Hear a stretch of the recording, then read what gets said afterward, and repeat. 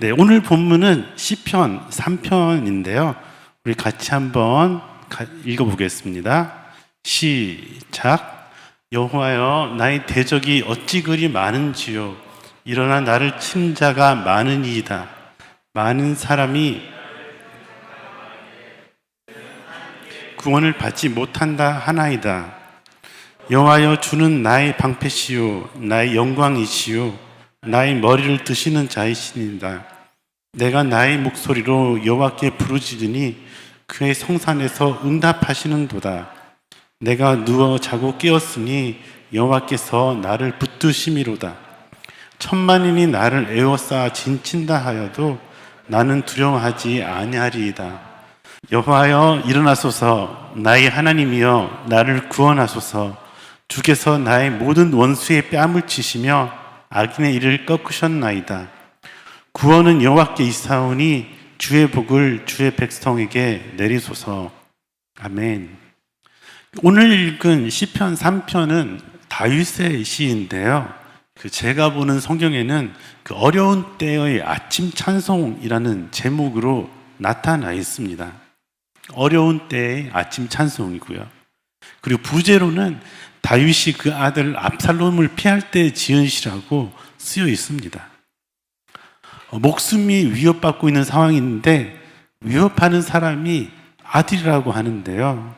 다윗의 마음은 얼마나 참담한 심정이었을까요? 성경을 읽어보면 그 상황 가운데 다윗은 피해 다니고 아무것도 하지 않았습니다. 그런데 정말 아무것도 하지 않았을까요? 시편을 읽으며 셀라라는 단어를 보게 되는데요. 셀라라는 것은 멈추어 기다리다, 멈추어 듣다라는 의미를 가지고 있습니다. 음악 부호로도 이렇게 사용이 되는데요. 쉼표나 또는 음악의 간주 부분을 표기할 때 셀라를 사용한다라고 합니다.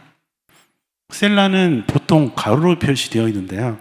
그것은 소리를 내서 읽는 것이 아니라 우리가 그랬던 것처럼 그 표기가 있을 때는 잠시 멈추어서 본문의 상황을 묵상해 보는 시간을 가지라는 의미입니다. 시편을 읽을 때 셀라가 나온 부분은 잠시 멈춰서 그 다음 절을 읽기 전에 잠깐 묵상을 하며 천천히 읽어 내려간다면 더 깊이 있는 시편 읽기가 될 것입니다. 시편 3장 1절과 2절을 다시 한번 같이 읽어보겠습니다. 시작. 여호와여, 나의 대적이 어찌 그리 많은지요. 일어나 나를 치는 자가 많으니이다.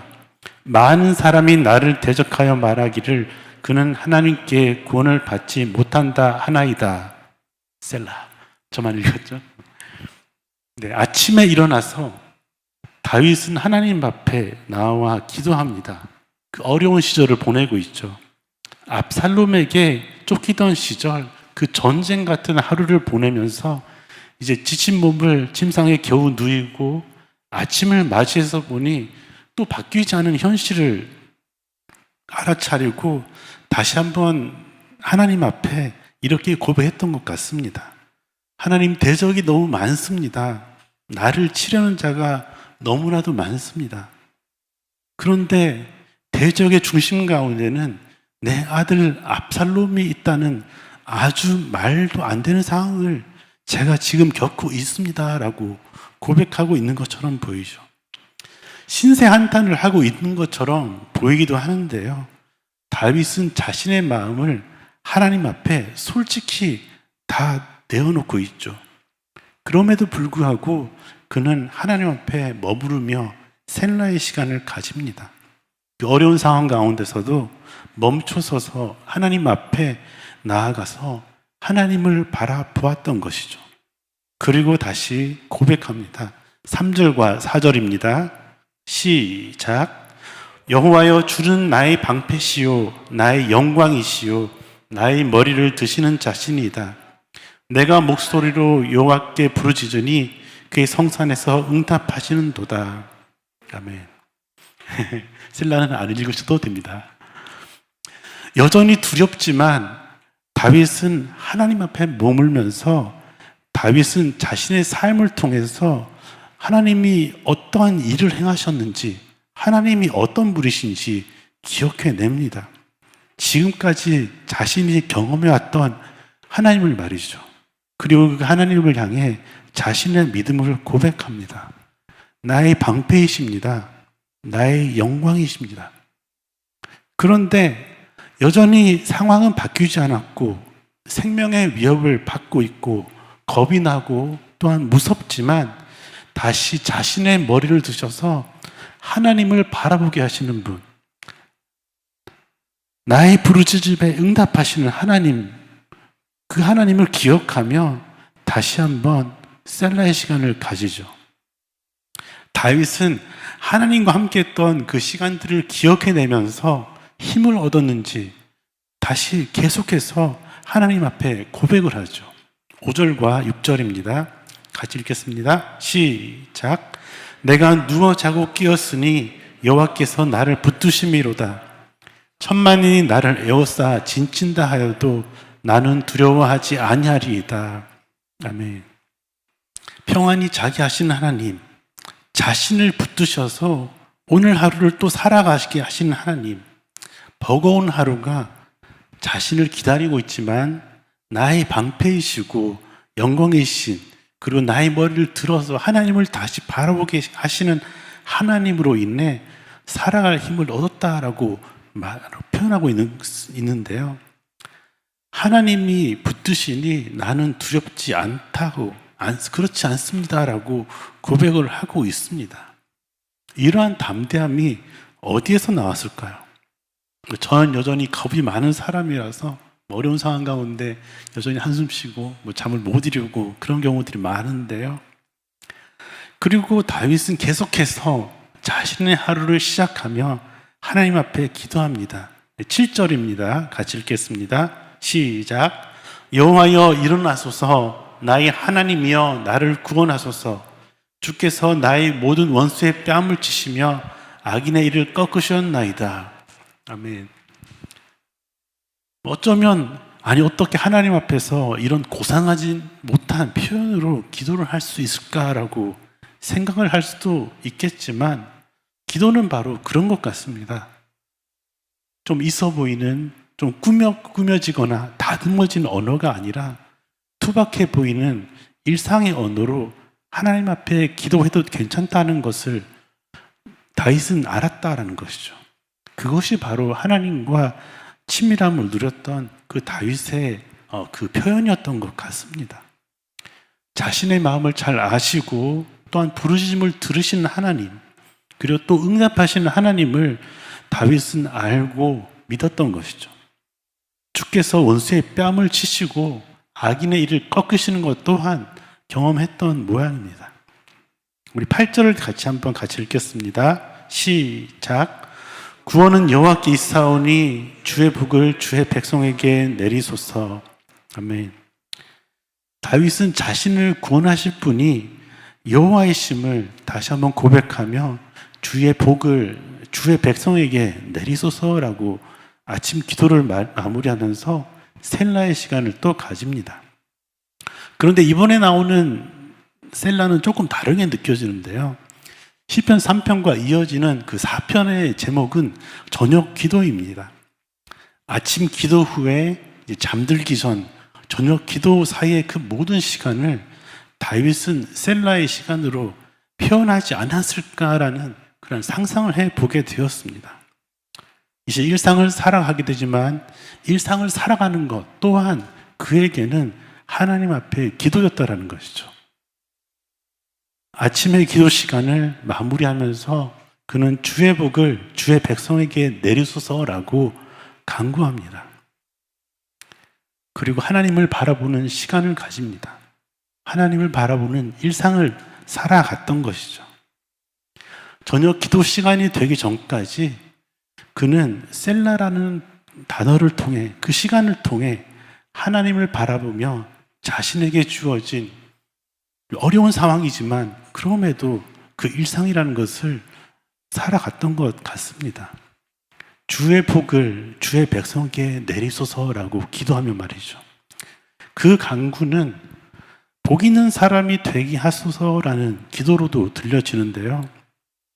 시편 1편에서 복 있는 사람은 그의 율법을 주야로 묵상하는 자라고 이야기하는 것처럼 여전히 연약한 인간이기에 하나님의 도우심을 구하면서 하나님 앞을 떠나 살지 않겠노라고 다짐하며 하나님 앞에 결단하고 또한 도움을 구하는 모습으로 느껴집니다.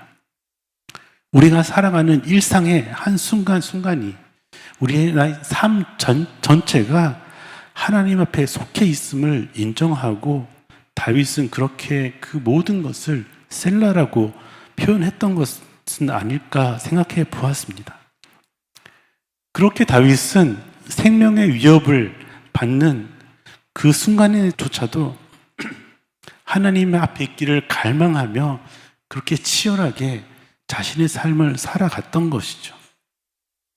이제 그 하루의 일상을 보고 저녁 기도의 시간을 보내게 됩니다. 시편 4편이죠. 4편 1절과 2절을 같이 한번 읽어보겠습니다. 시작. 내 의의 하나님이여 내가 부를 때 응답하소서. 곤란 중에 나를 너그럽게 하셨사오니 내게 은혜를 베푸사 나의 기도를 들으소서.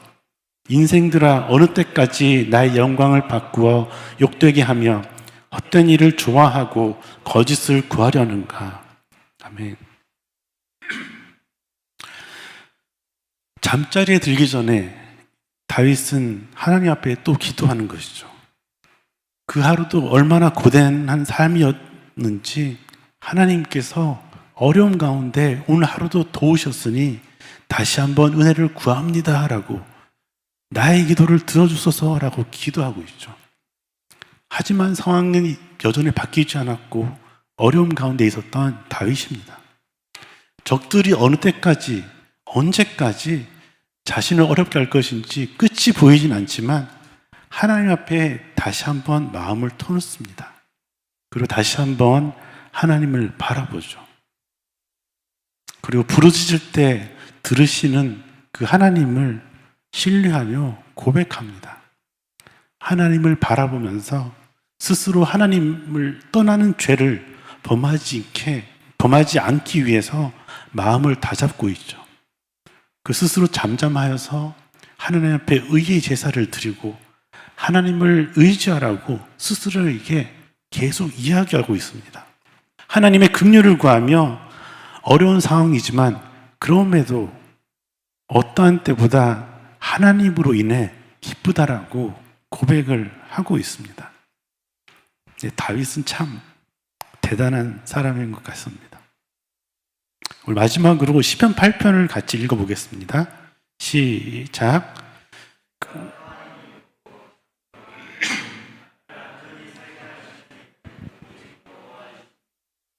아멘. 어젯밤에 편히 주무셨나요?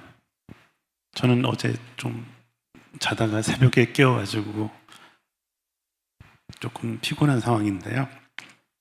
편안하게 잠을 잔다는 것이 참 얼마나 어려운 일인지 모르겠습니다. 그는 다시 한번 자신의 믿음을 고백하죠. 내가 평안히 눕고 자기도 하리니 나를 안전하게 살게 하시는 이는 오직 하나님이십니다.